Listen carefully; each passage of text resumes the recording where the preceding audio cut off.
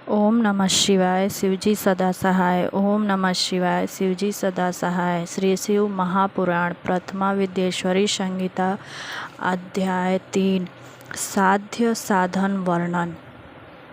व्यास जी कहते हैं, सूत जी का यह वचन सुनकर वे सब महर्षि बोले, अब आप हमें वेदांत सार सर्वरूप अद्भुत शिव पुराण की कथा सुनाइए।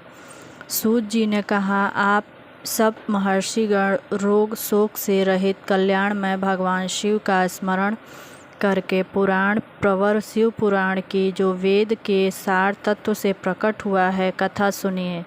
शिव पुराण में भक्ति, ज्ञान और वैराग्य इन तीनों का प्रीतिपूर्वक गान किया गया है और वेदांत वेद सदस्तु का विशेष रूप से वर्णन है। इस वर्तमान कल्प में जब सृष्टि कर्म आरंभ हुआ था, उन दिनों 6 कुलों के महर्षि परस्पर वाद विवाद करते हुए कहने लगे, अमुक वस्तु सबसे उत्कृष्ट है और अमुक नहीं है। उनके इस विवाद ने अत्यंत महान रूप धारण कर लिया। तब वे सब के सब अपनी शंका के समाधान के लिए सृष्टिकर्ता अविनाशी ब्रह्मा जी के पास गए और हाथ जोड़कर विनय भरी वाणी से बोले, प्रभो, आप संपूर्ण जगत का भरण पोषण करने वाले तथा समस्त कारणों के भी कारण हैं। हम यह जानना चाहते हैं कि संपूर्ण तत्वों से परे परात्पर पुराण पुरुष कौन है।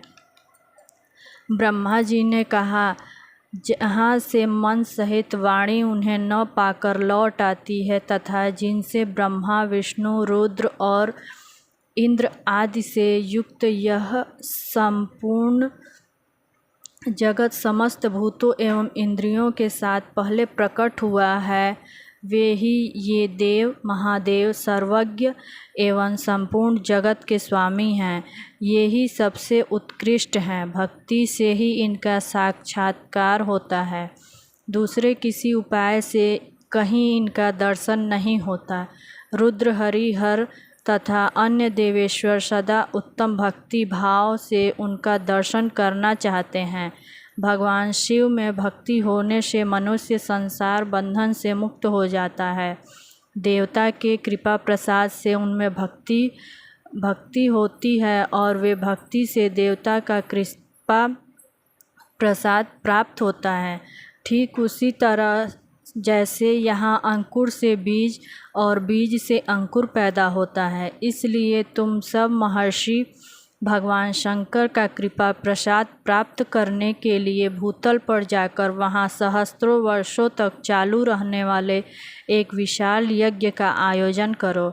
इन यज्ञपति भगवान शिव की ही कृपा से वेदोक्त विद्या सारभूत साध्य साधन ज्ञान होता है।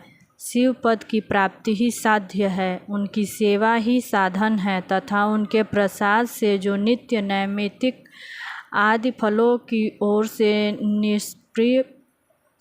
निष्प्रिय होता है, वही साधक है। वेदोक्त कर्म का अनुष्ठान करके उसके महान फल को भगवान शिव के चरणों में समर्पित कर देना ही परमेश्वर पद की प्राप्ति है। वही शालोक्य आदि के क्रम से प्राप्त होने वाली मुक्त है। उन पुरुषों की भक्ति के अनुसार उन सबको उत्कृष्ट फल की प्राप्ति होती है। उस भक्ति के साधन अनेक प्रकार के हैं, जिनका साक्षात महेश्वर ने ही प्रतिपादन किया है। उनमें से सारभूत साधन को संक्षिप्त करके मैं बता रहा हूँ। कान से भगवान के नाम गुण और लीलाओं का श्रवण, वाणी द्वारा उनका कीर्तन तथा मन के द्वारा उनका मनन, इन तीनों को महान साधन कहा गया है। श्रोत्रेण श्रवण तस्य वचसा कीर्तन तथा मनसा मननम तस्य महासाधनमुच्यते। ओम नमः शिवाय शिवजी सदा सहाय। ओम नमः शिवाय शिवजी सदा सहाय।